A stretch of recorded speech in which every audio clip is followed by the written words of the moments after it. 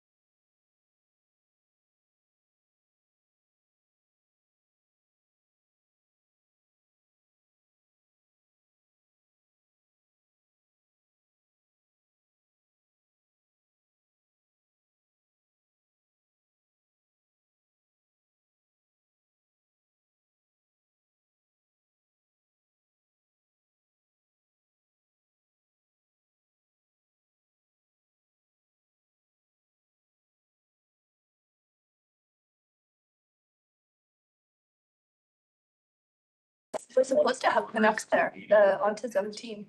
It was two Okay, people we're there gonna call this and meeting nothing to else. order. Cheers and drawing. Welcome, everybody. So before we get started, to introduce ourselves, we've got folks here that join us, and we appreciate it. And board members, thank you for coming out on a nice sunny day in this air-conditioned city hall. A good thing. So we'll start around here and work our way around. Mark, go ahead. Sure, thank you. Mark Buell, General Manager of Planning and Development Services. Nathan? Nathan's hiding in the back. I'm here, Nathan Coding, and I oversee the engineering and regional utilities team here, City of Abbotsford. Hi, I'm Gina Johnson. I'm a registered social work in medical, and I also have a child with multiple disabilities in the community. Have you here again? Thanks. I'm Joanne Kaminsky, and I'm retired recently, and I was here because my husband had lots of disabilities. He passed away in May, so, but I still want to continue. We'll go work our way around. Staff here. But I am Katie McDonnell, Legislative Services. Hi, I'm Carissa Davis Erickson. I'm the committee clerk. yeah, these 2 days, keep an eye on me, making sure. Yeah, go ahead. I'm Amy D'Angelo. I work in communications and I sit on the board of the Reach Gallery. I'm Irina Blunder and I have a child with autism and we actually immigrants from Ukraine. So we share some international experience. I'm Jessica Roblin. I'm a student doing business, and I have several family members with disabilities as well as myself. Okay, we just got a board member join us. Lisa, you want to introduce yourself? Sorry, I'm late. Lisa Lowe. I work with the MSA Society for Community Living, here with the Accessibility Committee as a personal passion. I'm the Director of Parks Operations. And I'm Cyril Tomlinson. I'm a planner with the community planning team. Good, so we're going to go through it today. Just have maybe one item on the agenda, be here shortly. We need to have an adoption of the agenda, a motion to adopt the agenda. Moved and seconded. All in favor, carried. And there's some short, brief minutes disseminated. We need a motion. They do things fairly formally here, as you know, which is a good thing. So you know, motion to adopt the minutes. Seconded. Thank you very much. Any discussion, any errors or omissions on the minutes? No group ups. Okay, that's a good thing. All in favor, contrary carried. And we don't have any delegations and presentations, but we do have a fairly auspicious report. And I'm going to ask Cyril. He's ready. He's ready. Just tell. Yeah, very ready. Awesome. Thank you so much. Yeah, so I'm here presenting the draft of the official community plan project. So this is roughly an 18-month planning exercise we've been at for, I guess, the better part of the last year plus. And yeah, we're just kind of reaching the end of our engagement period, which sort of marks the end of stage 3 of the project. So we have a draft. Before you go on interrupting you, what is it? What is it? What is this? Oh, this is the official community Yeah, plan. no, but what is that? The official community plan is No, I mean, some folks don't even know what that is. yeah, for sure. So it's basically the city's kind of highest level policy document that guides how the city should grow and develop over the next 25 years plus. And so, yeah, it basically guides kind of the future of Abbotsford at sort of the highest level. Good. Okay, so here's the outline for today. So I'll provide a little update on the process of the project, some highlights from the stage 3 report. So that's kind of the document that we provided to provide an overview of what is a very comprehensive set of policy and zoning bylaw updates. I'll provide an update on the recent stage 3 engagement process, as well as next steps, and then we'll finish with a recommendation. And the purpose today is to just present the draft policy and regulation report, as well as highlight that engagement process we've just completed.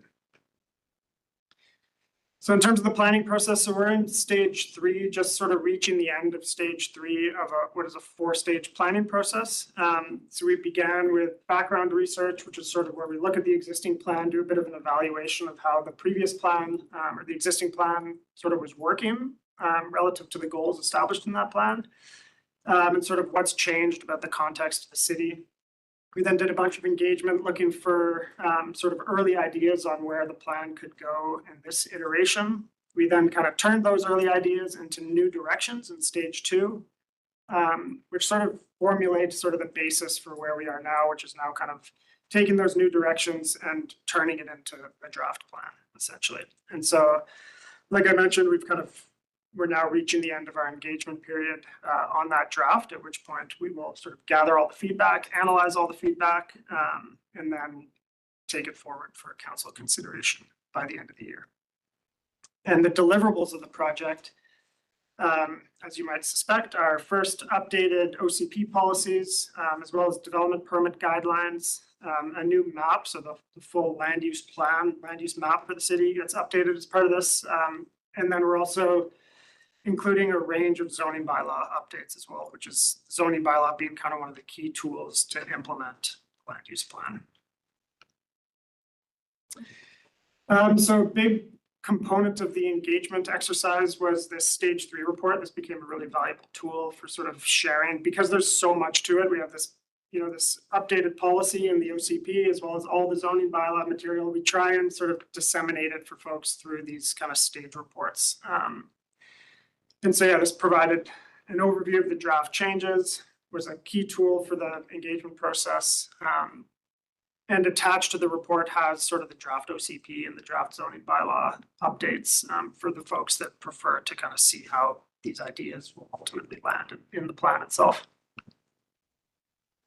And so the stage 3 report basically has 4 main parts. So it outlines the planning process, describes how we're building on the sort of previous stages of work, includes all the draft OCP and zoning bylaw changes, and then an overview of the next steps. And then, like I mentioned, the actual draft OCP and draft zoning bylaw updates are provided as appendices to the document.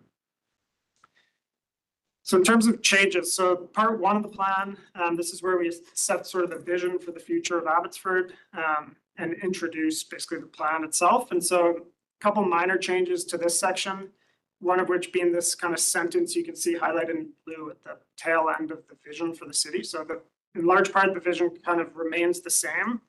In this iteration of the plan, we've just added sort of an acknowledgement of Abbotsford's role as a cultural and economic hub of the Fraser Valley. And that's in alignment with Council's strategic plan.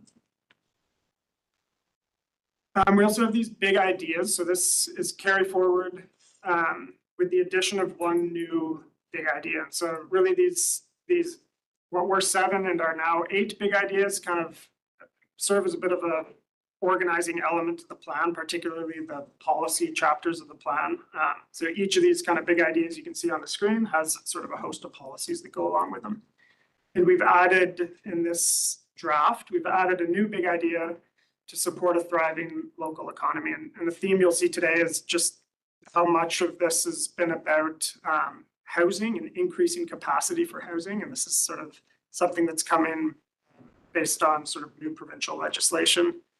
But we felt like it's really important to acknowledge that housing, while important, can't really happen if we don't also have jobs to support all those folks that are going to be living in the city of the future. So this part 2 is a new chapter to the OCP. And this is really a sort of a result of things we heard early in the engagement process and a desire from the community to have sort of a bit of a louder acknowledgement to sustainable development. And it also functions as a bit of a wayfinding chapter in the plan. So kind of call out some of these elements of sustainability and then point people to where they can learn more through policies in the plan. And then we have part 3. This is the land use chapter. So this is kind of sort of a pretty critical piece of the plan itself. And so this comes with both the urban structure, which I'll describe in a moment, and then as well as the land use plan, both of which have been updated through this process, or are in the process of being updated. So this is the urban structure map. And really the principle is a city of centers, a city of mixed use centers with the most sort of intensity and density for future development in the city center, and then it kind of tapers out through the rest of the city.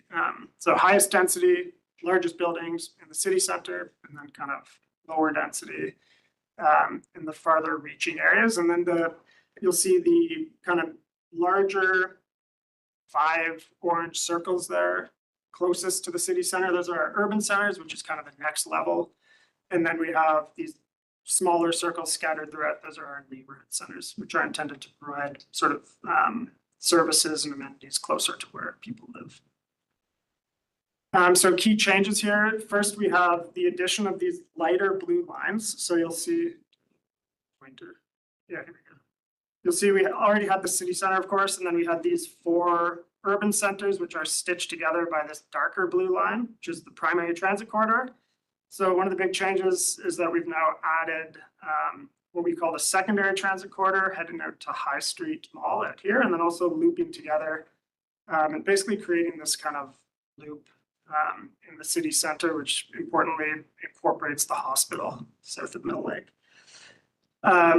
And the secondary transit corridor is really functions as an organizing element of the plan and is an area that we've identified as being appropriate for higher density apartment type development in a lot of cases, particularly in kind of that area around the city center, which you'll see more in the land use plan. And then another change to the urban structure is the addition of this urban center here. So that's a new urban center that comes with sort of a support for higher density development than what was previously permitted in that area. And that's again an acknowledgement of the hospital and the important neighborhood that kind of stitches the hospital together with Mill Lake. And we feel like there's a really interesting opportunity there to add some sort of higher density development. So then we have the land use plan. So this is basically, the sort of land use designations for the city. Each color corresponds to a different designation as identified here. And I'll just kind of go through these sort of by category. Excuse me. So starting with our mixed use and residential land use designations. So these have been generally reorganized and renamed. A lot of this coming from the small scale multi-unit housing requirements. Oops, sorry. Here we are. Yeah, that's kind of these categories here. So yeah, we've kind of reorganized these and I'll just sort of go through it for you here. So first we have our mixed use centers. So these are highlighted on the map for you here, starting with the city center.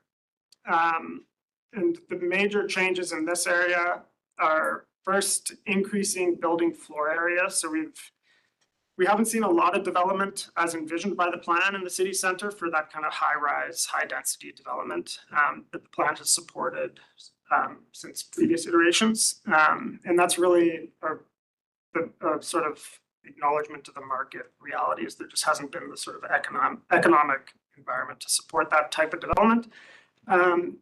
But to try and move the needle on that a little bit, we've increased the sort of top end or the high limit of the density permissions in those designations to try and stimulate some development in there. We've also had to expand the land use designations to a few properties that weren't previously included, and that's a result of the province's transit-oriented areas legislation, which is a piece of legislation that basically identified Borkwin Bus Exchange as a transit-oriented area and said that we have to permit certain building heights and densities to provide more housing in proximity to transit. So then we have the urban centers and our historic centers. This is kind of the next step down, if you will, in the land use hierarchy from the city center.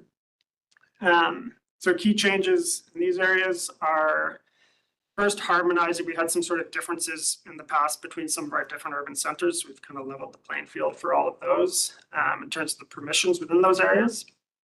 We've also removed the height limit. This development in these areas were previously limited to 6 stories.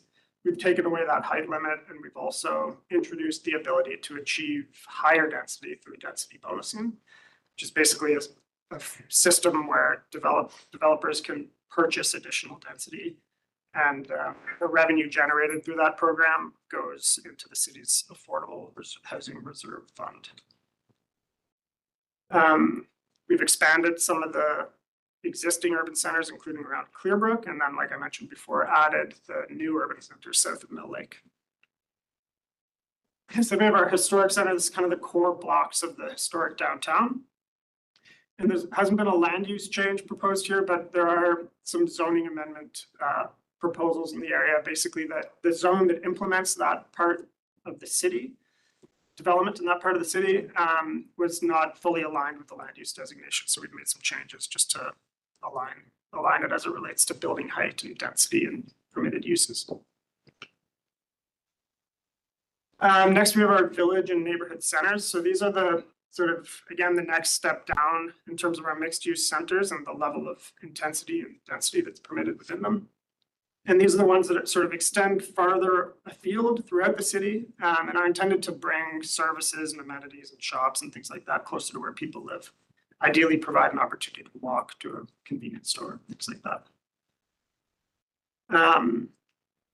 So some changes include adding institutional use in McKee Village and bumping up the density in McKee Village, which is up on the mountain, of course. And then that allowed us to harmonize that designation with the university village designation. So we've now just created this one kind of village center designation to govern both of those areas.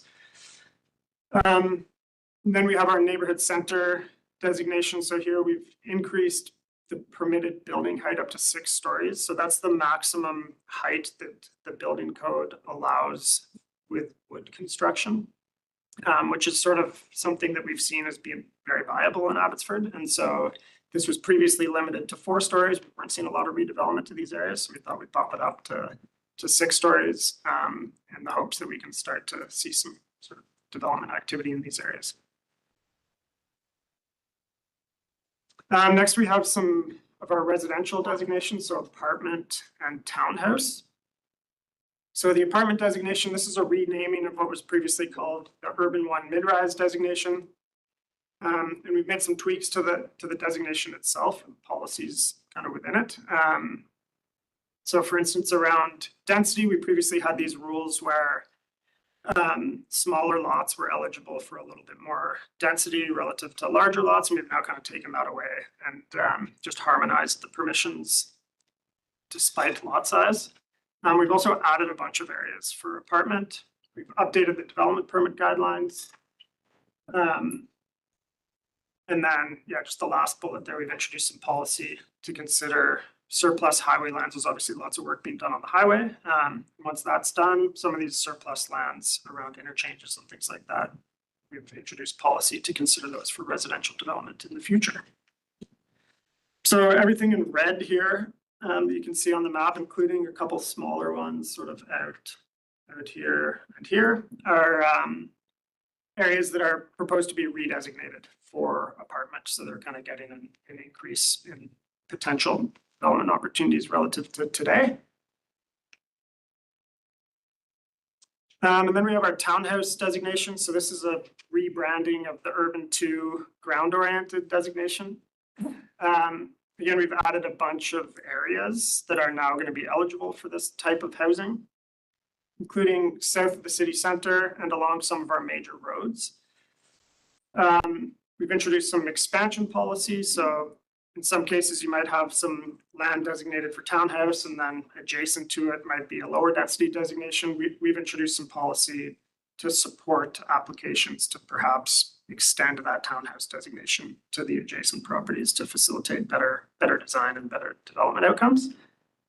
We've updated the development permit guidelines, and we've introduced, or we will be bringing forward some zoning bylaw amendments at the same time that would rezone a number of these properties to permit townhouse as of right, meaning that development could proceed straight to building permit rather than have to go through a rezoning process. So these are all the areas proposed to be redesignated for townhouse. So the bulk of it is our kind of existing infill area, sort of in the central part of the city. But then also you'll notice a number of these sort of major roads.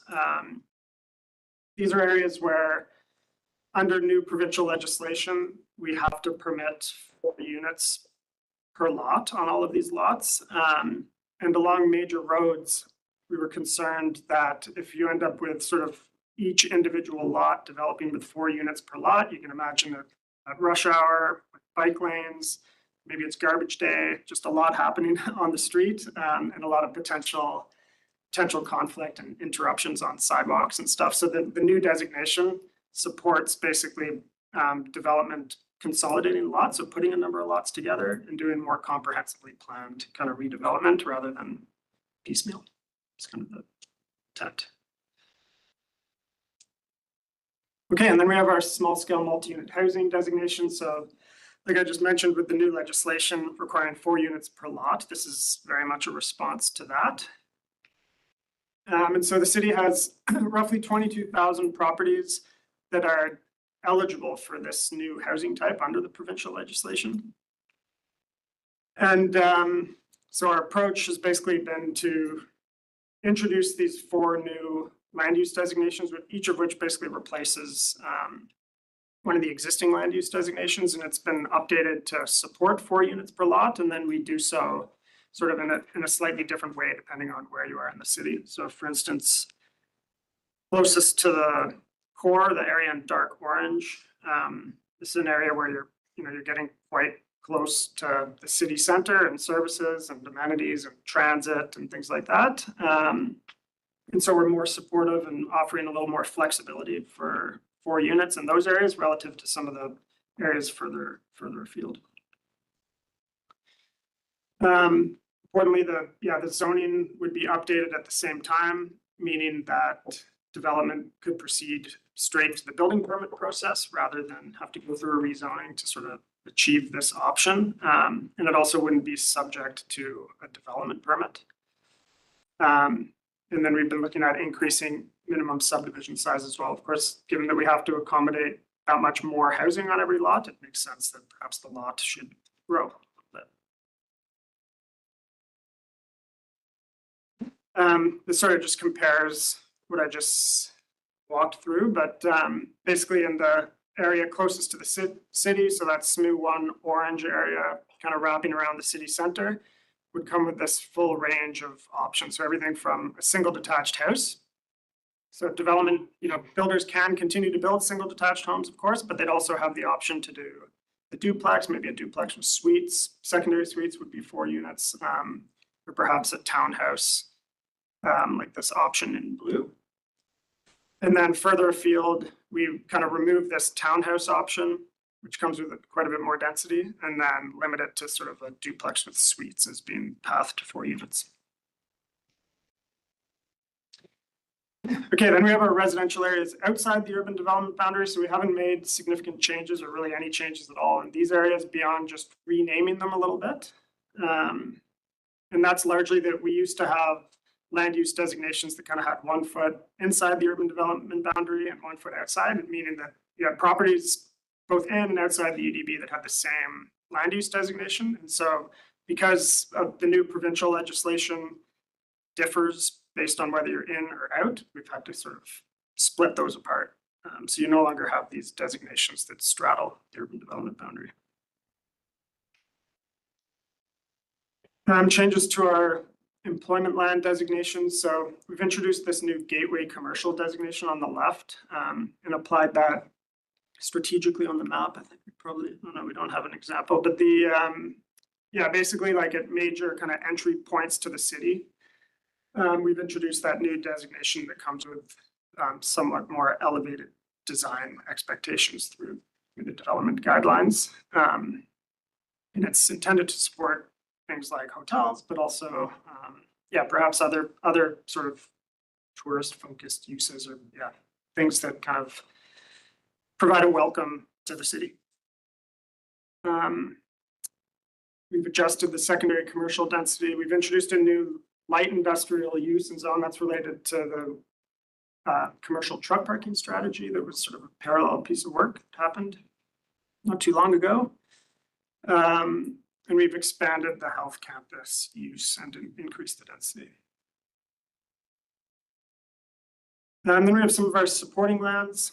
So we've added some to the civic institutional land use designation. We've also introduced policy to enable non-market housing on place of worship sites. So obviously we have lots of properties in the city with place of worship, and the intent here being that we'd introduce opportunities for people to add housing so long as it's a specific type of housing, meaning non-market.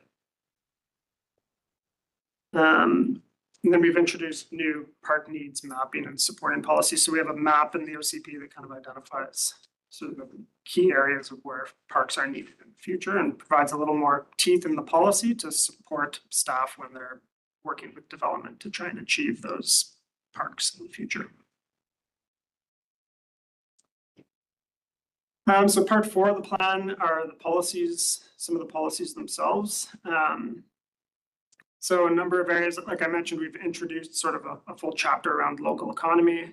We've enhanced a number of policies around housing, introduced the term micromobility and sort of, added that to when we speak of active transportation, basically. So micromobility being things like e-scooters.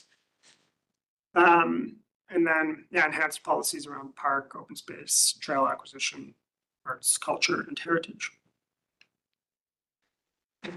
Some other highlights that might be of interest to this group are policies around housing and special needs housing and different types of housing for different demographic groups in our community, as well as policies around transportation and coordinating transportation and land use, things like that.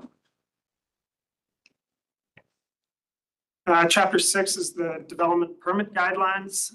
So we've made some updates to this section, including form and character development permit guidelines, natural environment, and steep slopes. So we've updated the maps, sort of clarified in the language around exemptions for those areas.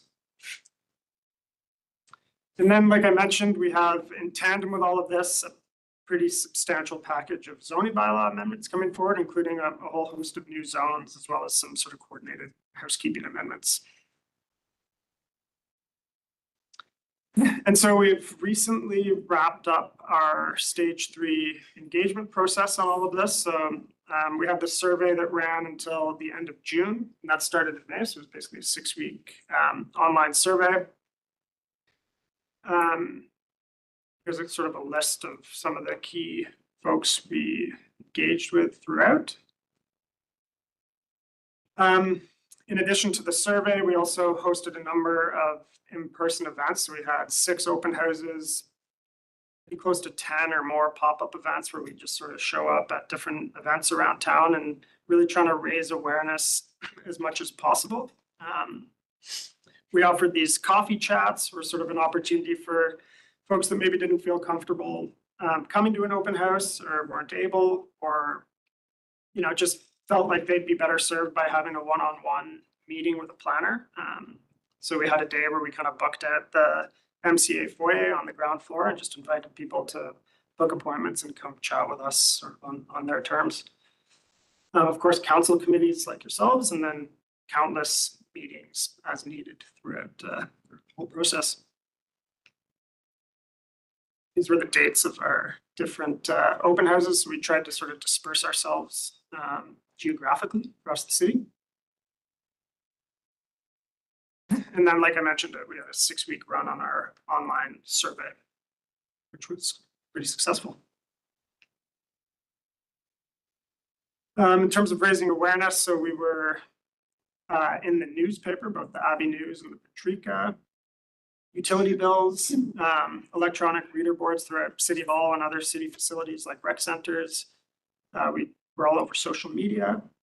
And then, of course, the city's Let's Talk Abbotsford page. So here's a bit of the timeline. So throughout July, kind of having meetings like this one and other follow-up meetings, committees continuing to get feedback on the drafts and refine things as we get ready to report those findings, as well as recommended adjustments to the plan to council in the fall. And then we look to present bylaws for council consideration prior to December 31st, and that's sort of a provincially mandated deadline. So the recommendation today is that the Accessibility and Equity Advisory Committee support the draft OCP and zoning bylaw updates as generally outlined in Appendix A to this report. Be happy to take any questions. Okay, You could vote on the recommendation, or you can talk a little bit before that if you wish. You want to move the recommendation, second the discussion. I guess, Or do you want to just wait? yeah, I guess from the presentation, I don't see a huge aspect of it that really is considering accessibility needs, aside from the place of worship housing and a little bit with transportation, which is really for everyone. Is there anything in the plan that really caters towards accessibility? Special needs housing was one of the headings. But all we heard was the word special needs housing. We didn't Mhm. hear anything about that. So Yeah, I'm curious to hear more about that too. about the special needs housing. That's a pretty huge barrier in social work right now. Yeah, Yeah. well, I can read the policy. So basically that lands within, so I guess firstly, as it relates to accessibility, one of the principles is that it's kind of woven and embedded throughout the plan. So we don't necessarily have a policy in the draft today that kind of screams accessibility and speaks to it directly. We try and weave it throughout. But so within our established distinct and complete neighborhoods, for instance, this is a policy chapter within the plan. We address a number of housing related policies. So for special needs housing, we have a policy saying to support the incorporation of universal design features and principles to create housing options for people with all abilities. So it's an example of the type of policy. So if a developer comes in, wants to put in a townhouse or condo complex, Mhm. this will be part of the approval process. Exactly, yeah, guide staff. So is that evaluation. impacting, like, if they're building townhouses, is any of the units going to be accessible? Yeah, so then another area where it pops up is for something like townhouse or apartment type development, that's subject to multifamily, or what's called our multifamily development permit guidelines. Yeah. Which also have, so there's a guideline in there related to accessibility and ensuring that the design, so flip to that. So maybe I could just while you're looking that up. Sure. Add to that a little bit. Part of the OCD update tries to look at full continuum of housing. Mhm. And ensure that there's opportunities along that full continuum, and Cyril touched on some of it. When it comes to story townhouses, Yeah. suggested, we're relying on the BC building code for that.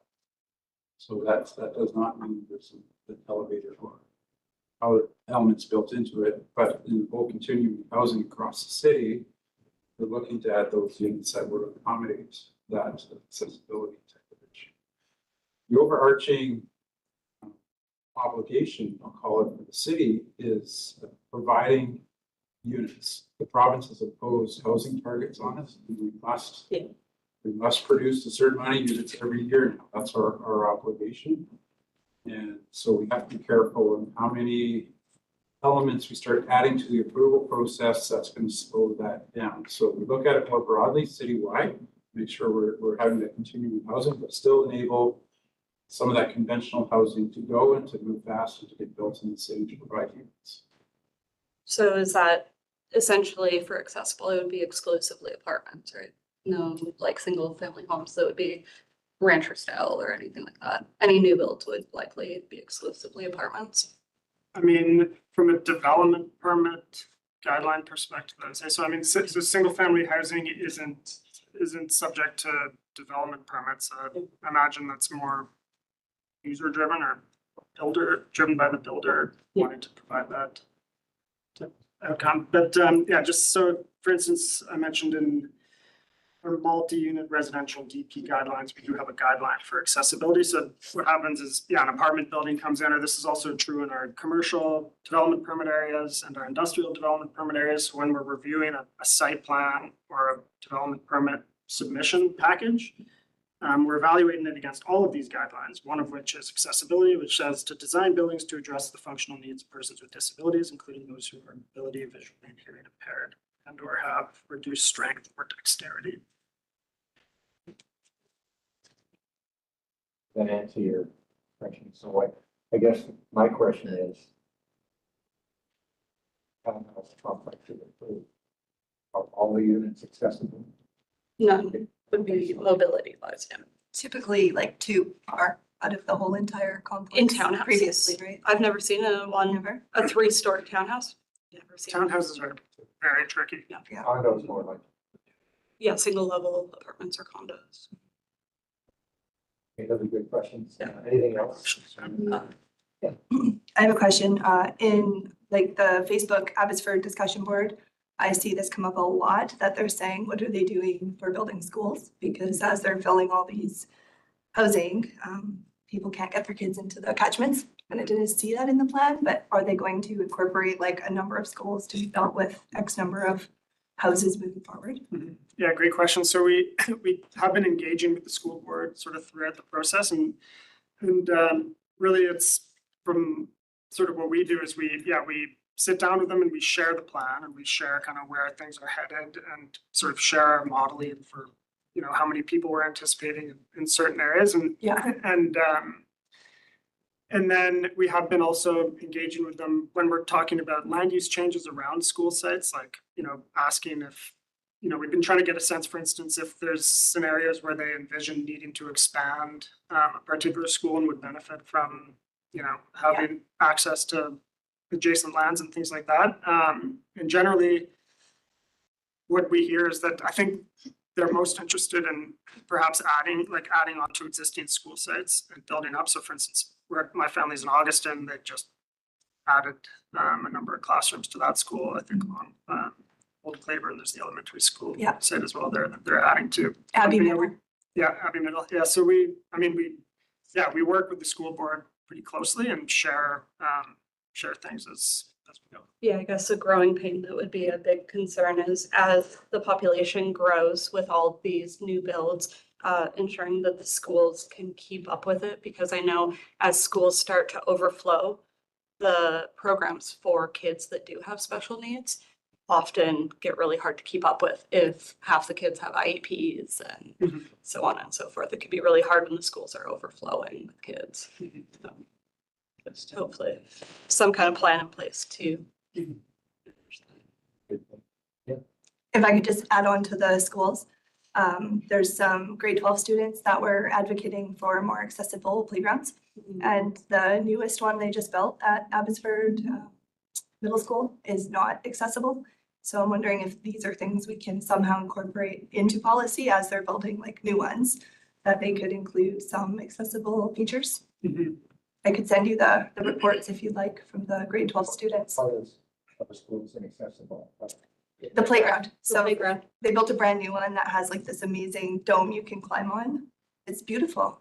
But for wheelchair users, it's like the wood. So they couldn't even access it. There's a huge Yeah. push. A lot of places like Maple Ridge just did a brand new beautiful playground. And there's so many, I just went to it last weekend. And there's really cool features, but it would be really nice to see that, because when you make it universal design, it's good for everyone. It's not like, oh, that's only for people who are in wheelchairs or have visual impairments. It's everyone can enjoy it versus limited. Can I speak to that piece? So, playgrounds on school property, and I don't really have a lot of engagement when it comes to building facilities on school property.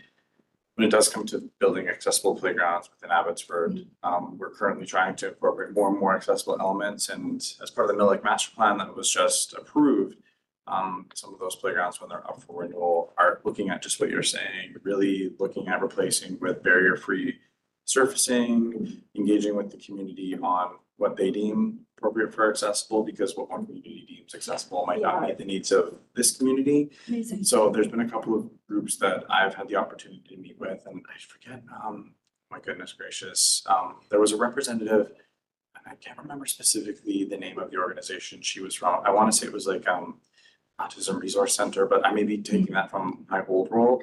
But she was partnering with them, and they had came and given a presentation on elements that they would like to see. And so as we do begin to implement those new structures, that is something that we're looking to engage with, get that community feedback on, ensuring that we're able to hit as many marks as possible. That's kind of the approach that we'll be taking with those items.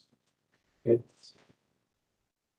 Somebody else, maybe other for each of them. It's a big report, right? It's lots of pages there. The council is receiving, I think, recommended fall. Is there any more info on the place of worship housing that, I know there's at least one proposed right now. Do they have any estimate on a timeline For that or- project? Or any other? I'm not sure where that's at in the process. That one is, so Central one, Heights? yeah, no, they're talking about Gladwin. Yeah. The council. So, you know, We'd heard about it a while back and then they mentioned it in the news recently. yeah, some newspaper picked up the report that went to council, so that gave them 3 reads to the zoning bylaw. So they're a number of months away from getting final approval. What their timeline to build is, I'm not really quite sure. There've been other, I'm not sure if you mentioned, I think there's around 100 places of worship within Abbotsford's urban development boundary, so there's good opportunity for this type of housing. I know there are others that have showed interest and waiting to see where they land. So we think it's a really good opportunity to add a type of housing in the community that's otherwise a bit difficult to find space for. So we're hopeful that if they get some traction, we anticipate it will. Is any of that housing going to cater to younger people with disabilities? Or is it, because I believe that one was specifically targeted towards either profound disabilities, like independent living for young adults and then senior, right? Was there any that may, So okay, the Gladwin Road was focused mostly on seniors. Yeah.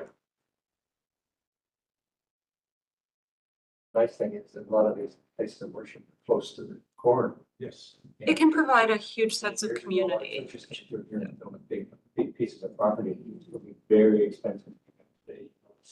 As you're driving around, nature, you're living in churches, a lot of, like, Yeah. it's much bigger thing. So it's a cool initiative. That benefit everybody. Anybody else, anybody have something they see there? It's a big report, there's lots, and staff have put a lot of, as you can tell, staff have put a lot of work into this. From an engagement perspective, I'd say that I saw a lot of promotion of the engagement activities and in a number of different places. So it's definitely top of mind over the past few months. I also appreciate some of the renaming of the different types of housing to things that are a bit more plain language and understandable by the rest of us. So that was Like nice to smooth. see. Yeah, like I know what a townhouse is, but I don't really know what, the previous version. More understandable. Yeah. Yeah. I think, Annette, following us from a distance. Yeah. I see a Sorry. little happy hand out there, go ahead. Sorry, I'm in transit, but Keep it nice and loud. Canada has released its new Accessibility Standards Act for outdoor spaces. So as you look about, in the community plan as walkable spaces or sidewalks or parks that you're going to be implementing, it might be great. I reviewed it quickly and it's actually quite good. So I don't know if you want me to send you the link because it's kind of buried in all the other acts. Yeah, staff, what do you want to see that? I'm confident I can find it. Okay. Our staff person Cyril says he's going to track it down, so we'll appreciate that. Tip? Good idea. Thank you. Anything else on that out there? Apparently not. Okay. Anybody else want to speak to this? So the recommended motion is that we kind of approve it, but if you just want to receive it, that's fine too, but if you pick a document, I mean, when you approve it as a committee, you're not saying necessarily we love everything, but you're saying if we've seen it, we kind of approve the basic philosophy here. And that would be helpful for staff. Keyword there is support. And that's right. Yeah, generally it's a. Yeah. That's understanding. You don't have to. Every aspect of the plan. Yeah. It's an overview. You're saying. Okay, yeah, moved. I'll second. Okay, thank you very much. Speaking to the motion, anything else before we, vote? So I think that the point Cyril's making, we're conscious of folks with disabilities, we do the best we can, sense of